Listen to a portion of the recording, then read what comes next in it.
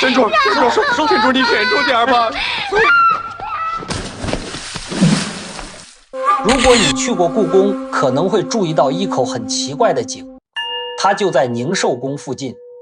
井口很小，小到很多游客第一次看见都会愣一下。这么窄的洞口，连一个成年人钻进去都困难。可偏偏就是这样一口井，吞下了晚清最有名的一个女人。1900年8月，北京城已经乱了，八国联军逼近皇城，慈禧准备连夜出逃，整个紫禁城的人都在收拾行李，准备保命。只有一个24岁的妃子被留了下来，她不是宫女，不是罪犯，更不是敌军俘虏，她是皇帝最宠爱的女人，珍妃。几个时辰后，她被拖到那口小井旁。没人知道她当时看见井口时在想什么，但所有人都知道她再也不会活着离开。更让人不寒而栗的是，下令的人不是洋人，不是叛军，而是掌控大清最高权力的慈禧太后。一口小的不可思议的井，一个正值青春年华的妃子，一个即将崩塌的帝国。慈禧为什么非杀她不可？珍妃究竟做错了什么？今天我们就从那口井开始，讲讲珍妃生命中的最后一页。很多人第一次知道珍妃，都是从2个关键词开始，一个叫光绪最爱的女人，一个叫珍妃井。前者像爱情故事，后者像都市传说。可如果你把这2件事连起来看，就会发现珍妃的悲剧从来不是皇帝爱妃被太后嫉妒那么简单。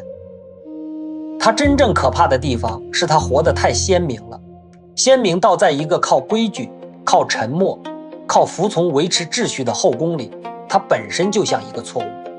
珍妃出身满洲贵族家庭，和姐姐一起入选，后来同时进入光绪后宫。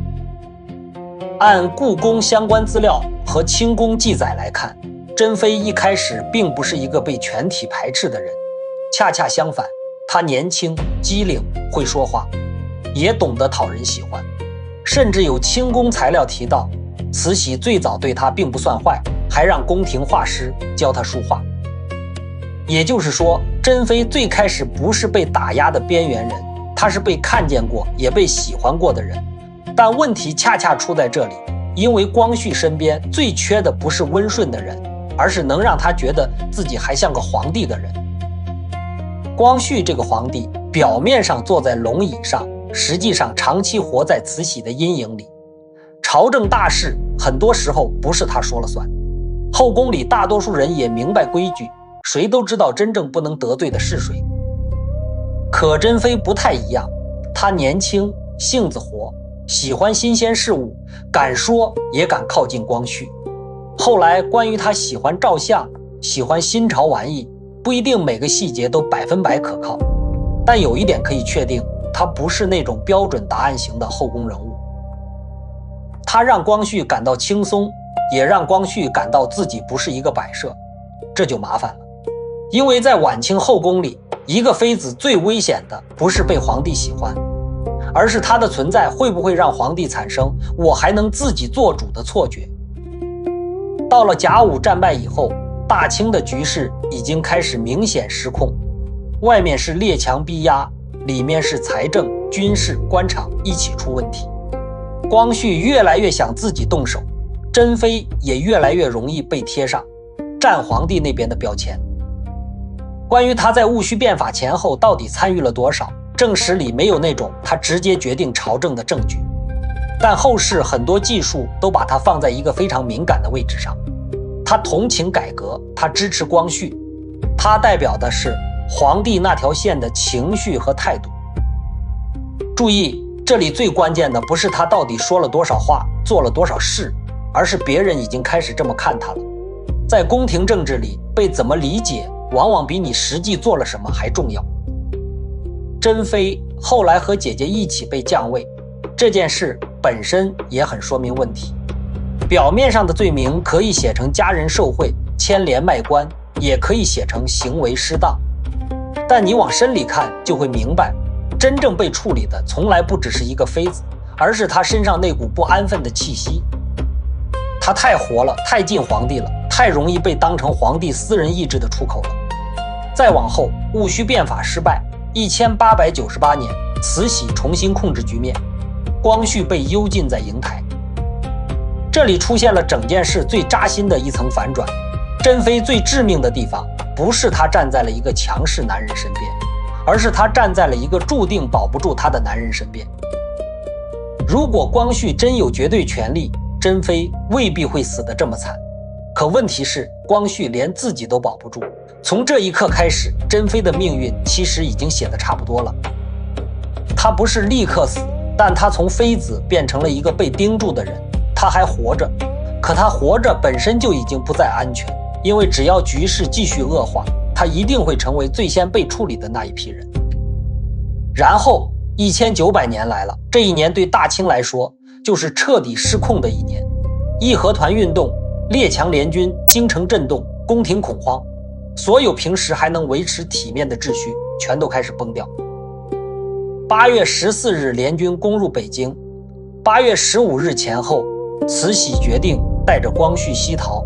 注意，这个时间点非常关键。这个时候的清廷已经不是在考虑体面，而是在考虑怎么保命。而保命的时候，珍妃就成了问题。1900年8月15日，天还没亮，紫禁城已经乱成一团，太监背着包袱来回奔跑，宫女哭着收拾细软，马车停在宫门外等候。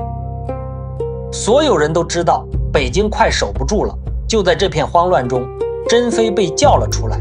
她今年24岁，从景仁宫到贞顺门，再到宁寿宫附近，那段路其实并不算长。可谁也不知道她走过的时候有没有意识到，那是自己人生最后一段路。几名太监压着她一路向前，宫墙高的遮住天空，四周安静的只剩脚步声。直到那口井出现在眼前，井口很小，小的不像一口能夺走人命的井。后来很多游客看到它都会疑惑，这么窄的井口，人怎么可能掉进去？可正因为如此，那一幕才格外让人心寒。珍妃站在井边时，井口指向地面裂开的一道黑色伤口，四周没有围观的人，没有哭喊的人群，只有几个奉命办事的太监。远处慈禧出逃的车驾已经准备启程，没有审判，没有辩解，甚至没有给他留下等待命运改变的时间。关于他最后说了什么，史书和野史各有版本。有人说他跪地求生，有人说他质问慈禧，也有人说他始终沉默。真相早已埋进历史，唯一可以确定的是，不久之后，那道年轻的身影消失在井口之下。井水吞没了声音，也吞没了一个24岁女子最后的希望。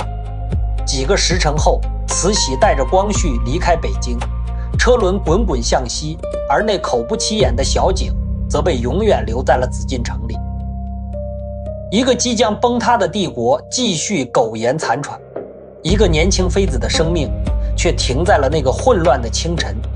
最残忍的地方就在这儿，她不是死在王朝最平静的时候，他是死在王朝最狼狈的时候。一个帝国撑不住了，最先被牺牲掉的往往不是最有罪的人，而是最不方便的人。珍妃就是那个不方便的人。她让光绪像个丈夫，让光绪像个男人，让光绪像个还想挣扎的皇帝。可对慈禧来说，这些东西在逃亡那一刻全是累赘。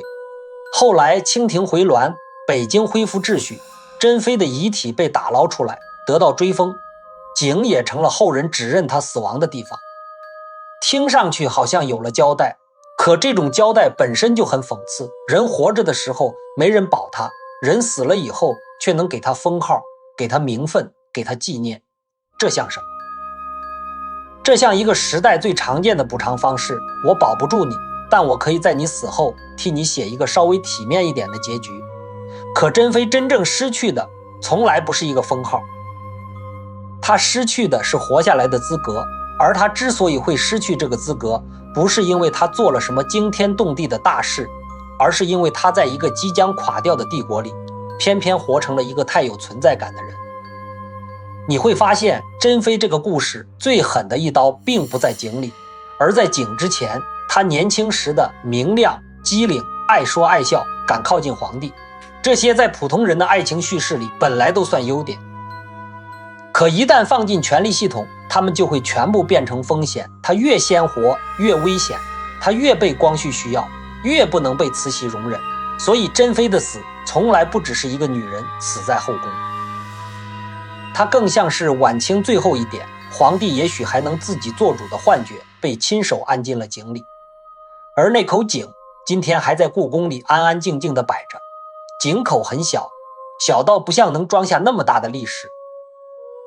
可也正因为它这么小，你才会更明白一件事，真正吃人的从来不是井，而是井背后那个已经烂透了却还要维持体面的权力世界。